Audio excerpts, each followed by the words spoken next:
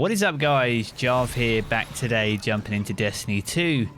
Today's Friday, which means our friendly neighborhood trash collector XUR is back. This is the last time you can visit him prior to Beyond Light.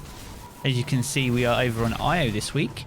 So you need to load in at the giant scar, and you'll follow the route that I take here, and you'll find him over here in this little cave. Cool. Let's have a little look and see what goodies we've got this week. Perhaps this is why the Nine sent me here. Ooh, nice. Okay, we'll start off here as we always do. So the exotic Engram. So if you have any incomplete collections or missing any exotics, be sure to pick this up, as this will help guarantee a missing exotic for you. If you have a full collection already, though, then it can provide a random piece of exotic armor instead, hopefully with some higher stat rolls. And there's a excellent choice here of different exotics for you to choose. Now here we've got the exotic gear. So we've got the fighting lion as the weapon of the week, quick skim. We have a worm husk crown for you hunters, Attribution-ShareAlike for you titan, and the Prometheum spur for you warlocks. We have the consumable 5 of swords if you're new to Destiny and still working on those. I'm not too sure if that's still going to be here when Beyond Light launches, so it may be worth picking that up anyway. And any outstanding invitations of the 9 can be found here at the bottom. So a quick look in a bit more detail. So the fighting lion, which is the exotic grenade launcher.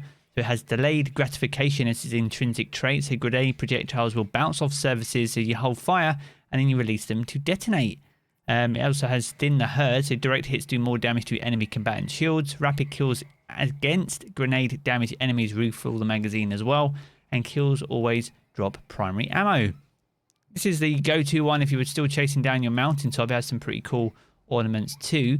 But mountaintop is being sunset as of next season. So a fun grenade launcher to use nevertheless. Underrated. It sits in the kinetic slot too. So it's definitely worth picking up, guys, if you don't have this OG exotic. Worm husk crown then for you hunters then. So we have devoid affinity. 61 stats, not the greatest, but we have a mobility intellect as the sort of weighted stats there. So actually not badly rolled. Burning Souls is the armor's perk, so dodge gives you a small amount of health and a shield bump. A very popular one for Crucible, this, for you hunters there. So be interested to see how this pairs well with Stasis, actually, going into next season. There is Ornaments, a really cool one, actually, which I unfortunately don't have. So whilst it's 61 and not the highest stat, it is well distributed. So definitely worth picking up if you don't have this for your hunter. Attribution-ShareAlike for you Titans. So with the Arc Affinity, we've got 63 stats, the highest so far, with the Intellect Recovery weighted roll there, so not bad once again. Auto-loading Link is the armor's perk, so steadily reloads a portion of your equipped auto-rifle or machine guns magazine from reserves.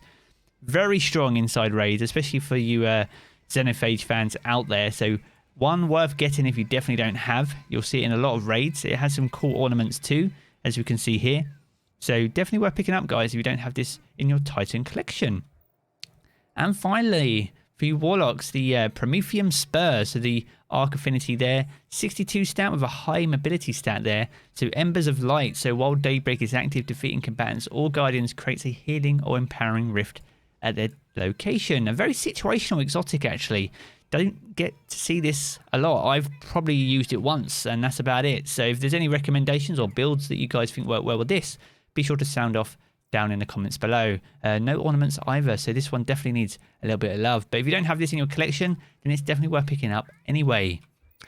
So there we have it. That is XUR, the final XUR of Shadowkeep's era. And we'll be back next week for the first XUR of Beyond Light. And whether he'll be in any new locations, we'll have to wait and see. But if you have enjoyed the video, be sure to leave a rating down below. That super helps me out here on the channel. And if you're new here, I want to keep up to date with all the latest Destiny 2 content, be sure to hit subscribe as well. I'm going to jump back into the game as always, guys, but I will catch you all again very soon.